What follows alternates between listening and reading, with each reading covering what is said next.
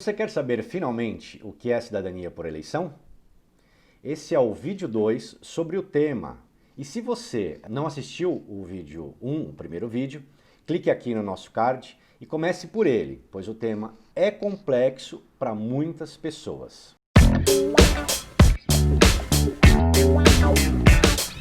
Vale lembrar que eu me chamo Mendrone, sou diretor jurídico da FM Titadinança e, como sempre, trago aqui algumas informações bem bacanas sobre o mundo da cidadania. Antes de iniciarmos o tema, é óbvio que eu vou pedir para você já chegar chegando, dando seu like, curtindo, compartilhando, comentando. Bora lá pro vídeo. No vídeo anterior, nós falamos sobre o reconhecimento da paternidade, né? Ou seja, para os casos em que o interessado numa cidadania italiana, ele não detinha o pai nos seus assentos civis, no seu registro de nascimento, não detinha ali a filiação. E nesse vídeo de hoje, a ideia é falar sobre os casos em que existem os pais no registro, porém, aquele que passa a cidadania não foi o declarante, e é óbvio, não era legalmente casado. Um fato comum, que é bem bacana a gente rememorar aqui, é que nos registros antigos, os declarantes ali do nascimento nem sempre eram os próprios pais. Às vezes era um capataz da fazenda, às vezes era o avô, às vezes era um tio, porque os pais não sabiam ler e escrever, às vezes estavam trabalhando, né? Então existem vários casos de registros feitos por pessoas que não eram os pais. Também era comum, né, os pais não serem casados naquela época.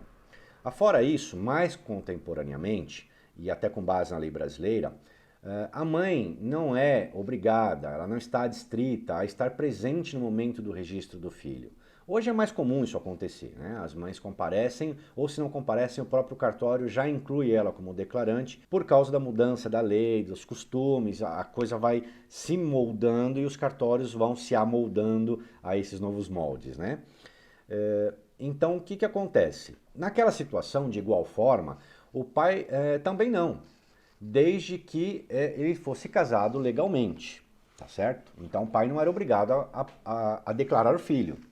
A mãe poderia, o avô poderia, o capataz poderia, desde que aqueles pais fossem casados legalmente. Com isso, vemos que inúmeros registros foram feitos com apenas o pai sendo declarante. E até aqui, normal, sem muita novidade. Mas e quando é a mãe que transmite a cidadania e ela não é casada e não foi a declarante daquele nascimento?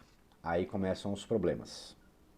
Pela lei brasileira, a resposta é simples. Mãe é mãe. Ela não precisa ser declarante, ela não precisa estar no ato, tá certo? Porque só a mãe biológica põe ao mundo, né? Aqui na Itália, a lei é diferente. Aqui precisa da presença dos dois, independente. Por quê? Aqui vigora uma lei de que a mãe, ao dar à luz, ela pode recusar o filho, não querer o filho.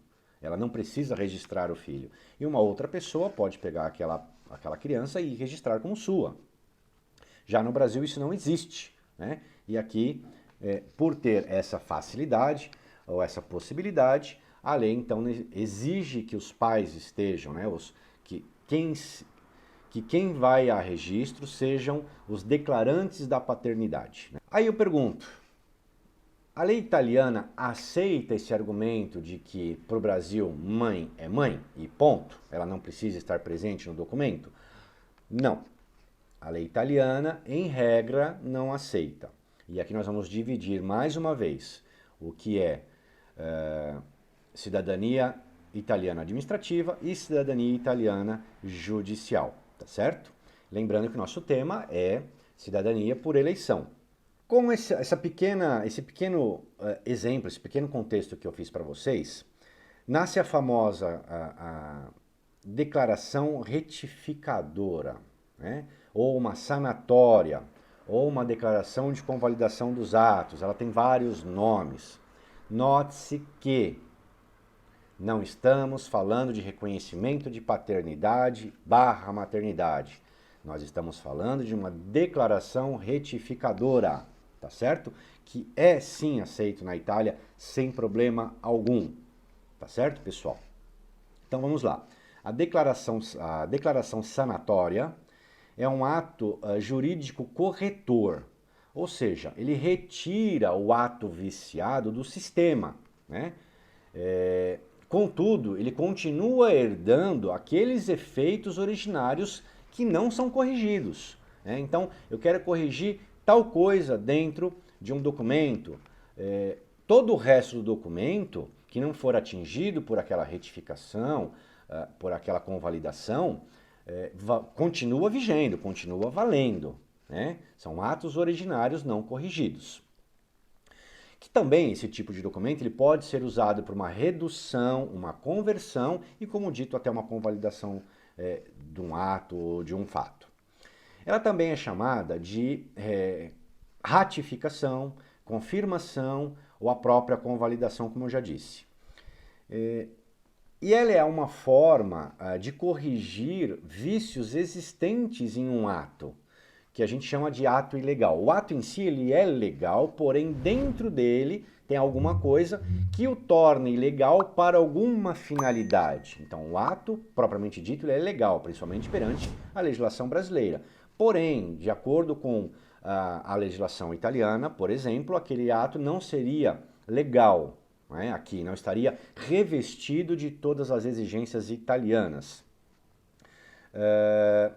Porém, vem o artigo 55 da Lei 9.784 de 99, que é uma lei pública, uma lei com base no direito administrativo, que diz o seguinte: em decisão na qual se evidencie não acarretarem lesão ao interesse público ou nem prejuízo para terceiros, os atos que apresentarem defeitos sanáveis poderão ser convalidados pela própria administração, ou seja, o próprio cartório, o próprio fórum, o próprio ente da administração, ele pode corrigir, ele pode convalidar, ele pode retificar, ele pode sanar aquele ato, desde que não prejudique terceiros, tá certo? E que não haja uma lesão ao interesse público.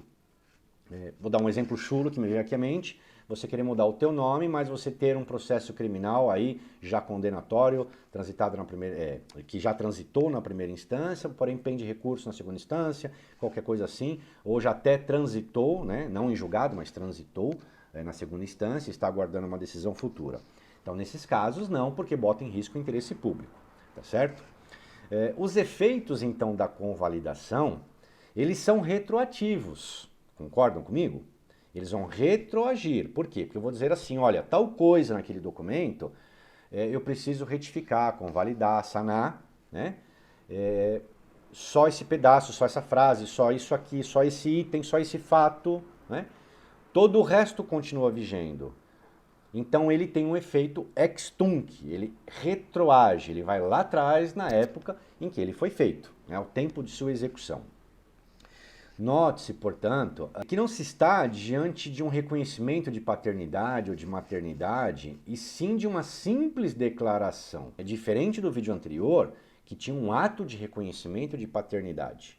Aqui nós estamos falando sobre uma declaração que vai ali sanear ou sanar uma dúvida, um ato anulável, um erro, qualquer coisa nesse sentido, tá certo? Então, por isso, esse documento ele não pode ser entendido como um documento de reconhecimento de paternidade, né? Eu não estou fazendo uma declaração dizendo, olha, de hoje em diante eu reconheço fulano, mesmo que tenha nascido lá atrás, mas de hoje em diante eu me constituo nos deveres desta pessoa. Não, eu estou dizendo que, em que pese os erros existentes no documento original, eu estou ali para corroborar o que é certo.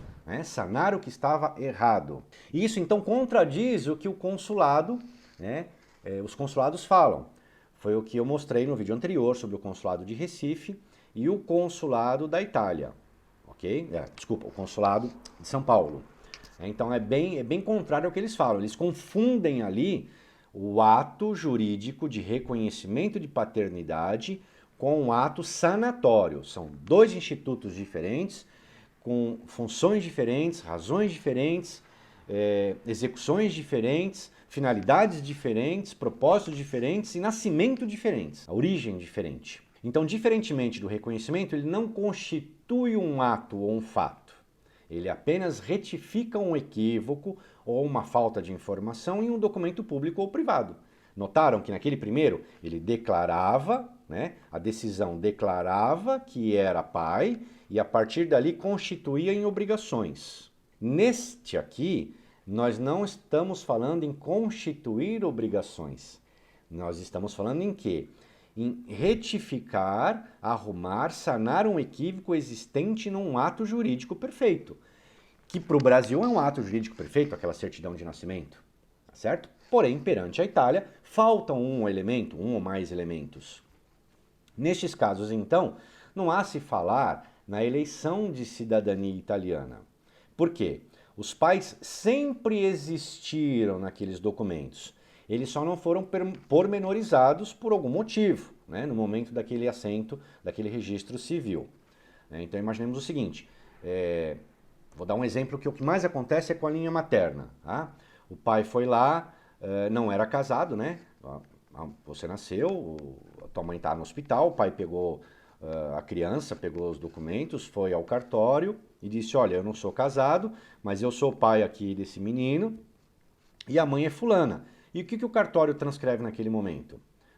Compareceu neste cartório como declarante o pai fulano de tal.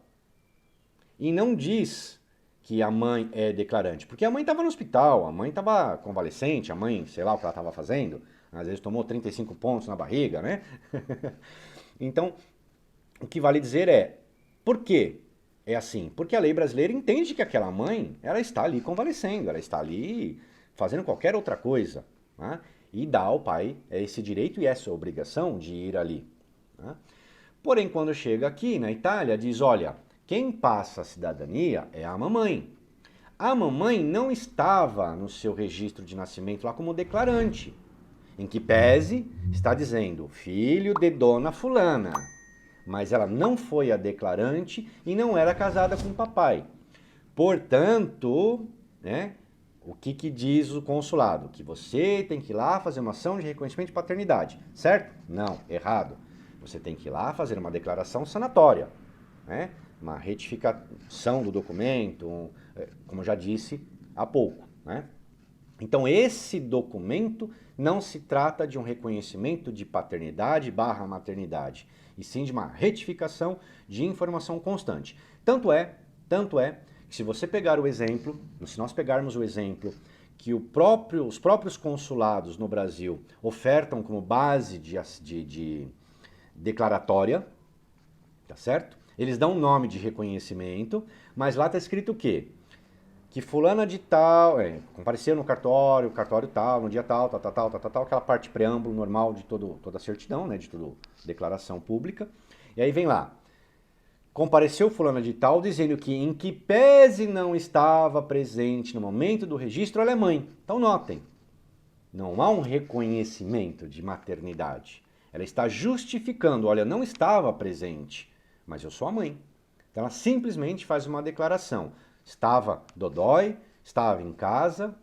Eu até digo para meus clientes, coloquem efetivamente que a lei brasileira assim o permite, né, que ela ficasse convalescente, que ela ficasse em casa, né, para que a autoridade italiana também fique sabendo dessa lei. A gente coloca o número da lei tudo bonitinho e faz essa declaração. Ela é pública, sim, mas ela nunca foi, nunca será uma ação declaratória de reconhecimento de paternidade ou de maternidade. Resumindo, a eleição da cidadania só é aplicável nos casos de reconhecimento de paternidade ou de maternidade contendo algum erro, vício ou ilegalidade. Mesmo nos casos de aplicação desse prazo prescricional de 1 ano, como eu disse, ele só vai ocorrer após o pai do interessado ser reconhecido italiano, salvo nos casos em que ao momento do reconhecimento da cidadania, da paternidade, aquele pai já era italiano. Tá certo, pessoal? Eu espero aqui ter contribuído com o conhecimento de vocês, ter colocado uma pedra definitiva em cima dessa matéria. Tá? Me desculpem aí os grandes colegas que falam sobre essa matéria, mas tenho certeza que eles se baseiam no que diz os consulados, né? E o próprio consulado, eles fazem uso da lei para deixar a gente confuso, mas isso não é o correto. Se me perguntarem, Jimmy, mas e no campo administrativo, né? No consulado ou na cidadania presencial administrativa, vai funcionar como você está me dizendo? Aí sim nós estamos dizendo sobre poder discricionário, né? Porque aquela autoridade que vai checar a documentação, ela pode ou não aceitar aquele documento, né? E aí ela vai aceitar, mas ela pode dizer, olha, você perdeu o seu 1 ano. Então, para quem vai fazer consular ou presencial, eu indico que faça dentro desse prazo de 1 ano, para não existir uma discussão com a autoridade. Por quê? Se essa autoridade negar, só vai restar você ir à justiça, dizendo, olha, a autoridade X me negou por causa desse documento. E ali na justiça, é óbvio que você vai ter o seu ganho de causa, a sua ação julgada procedente. Tá certo, pessoal? Então separem aí. Quando falarem presencial, administrativo, consular, sempre tentem buscar o que os consulados estão pedindo para evitar problemas, dissabores, dores de cabeça e mais gastos de dinheiro. Falou em judicial, aplica-se a lei e ponto final, tá bom? Comentem, compartilhem, dêem um joinha, conheçam nosso site e deixem aqui as suas dúvidas. Tá joia, pessoal? Um grande abraço e arrivederci!